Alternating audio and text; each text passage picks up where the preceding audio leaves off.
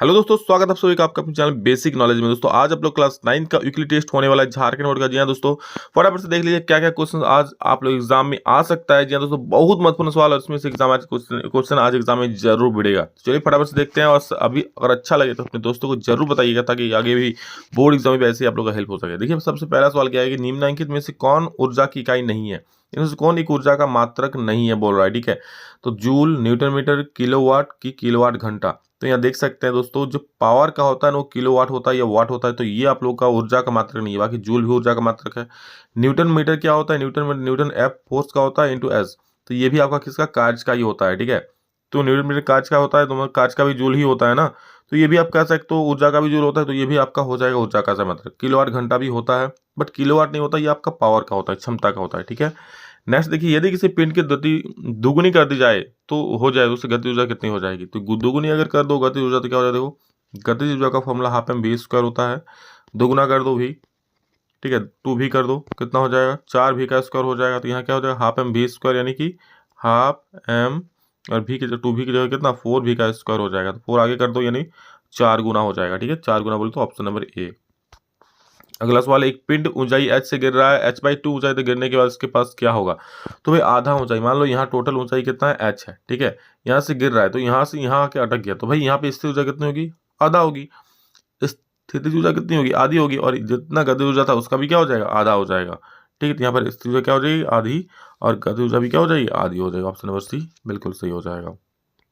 Next, ऋणात्मक कार्य की स्थिति में बल तब विस्थापन के बीच का कोण होता है। देखो ऋणात्मक कार्य मतलब जब आप मान लो कोई वस्तु है, ठीक है, आप सिर्फ बल इधर लगा रहे हो, बट वस्तु इधर जा नहीं रहा है, इधर जा रहा है। ठीक है, तो आप बल लगा रहे हो उधर, वस्तु जा रहा है इधर। ठीक है, इस प्रकार हो रहा है। तो इसमें आपके और बल के बीच में, आपका बल और विस्थापन के कोण कितना है, 180 डिग्री का है। तो यहाँ पर 180 डिग्री कोण हो जाएगा, ऑप्शन नंबर डी। चलिए नेक्स्ट क्वेश्चन देखते हैं। एक घड़ी की दोलनशील पेंडुलम में निहित ऊर्जा है। तो घड़ी का आप देखते हो पहले टी टी इस प्रकार से होता रहता है, ऐसे ऐसे होता रहता है। तो जब यहाँ आया तो भाई इसमें गति ऊर्जा आ गया। ठीक है, गति ऊर्जा भी है, स्थिर ऊर्जा भी है, मतलब इसमें गति ऊर्जा और स्थिर ऊर्जा दोनों होती है, इसलिए इसमें क्या कह देंगे, इसमें यांत्रिक ऊर्जा है, ऑप्शन नंबर डी। नेक्स्ट है, किसी पिंड की स्थितिज ऊर्जा निर्भर करती है, किसी भी पिंड की स्थितिज ऊर्जा किस पर निर्भर करती है।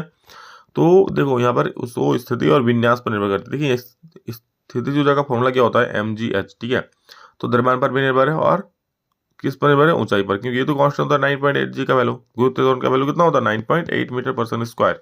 ठीक है, लेकिन h और m पर निर्भर करता है। तो यहाँ पर स्थिति मतलब क्या, हाइट पर कितना ऊंचाई पर रहेगा, और विन्यास मतलब होता है द्रव्यमान। ठीक है, उसी कह रहा है, तो याद रखिएगा स्थिति और विन्यास दोनों पर निर्भर करता है, भाई कितना ऊंचा पे है, कितना ऊंचाई पे है, ठीक है, कितना हाइट पे है, और उसका द्रव्यमान कितना है।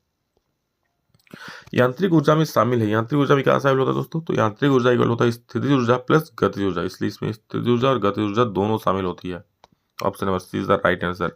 अगला प्रश्न, एक लड़का 5 किलोग्राम वजन का बैग भूतल से 2 किलोमीटर की ऊंची पहली मंजिल में ले आता है, इसके द्वारा किया गया कार्य होगा। तो किया गया कार्य होगा स्थितिज ऊर्जा में बदलाव। क्या स्थितिज ऊर्जा में बदलाव, जब ऊपर चल जाएगा तो स्थितिज ऊर्जा क्या होगा, mgh होगा, नीचे रहेगा तो कोई स्थिर ऊर्जा हो ही नहीं, है ही नहीं, तो क्या -0, यानी क्या होगा, स्थिर ऊर्जा में बदलाव mgh, सॉरी कार्य में स्थितिज ऊर्जा में बदलाव यानी कि mgh, तो इसका कार्य क्या हो जाए mgh। m का वैल्यू है 5, g का वैल्यू है 10 ले लो या 9.8 ले सकते हो, और देखो यहाँ पर h का वैल्यू कितना है, 2 किलोमीटर दिया है, 2, तो 5 में 10 और 10 10 से 100 जूल हो जाएगा। ठीक है, बट यहाँ पर मुझे नहीं लग रहा 2 होना चाहिए, यहाँ पर 2 किलोमीटर को मीटर में बदलता तो ज़्यादा बढ़िया होता।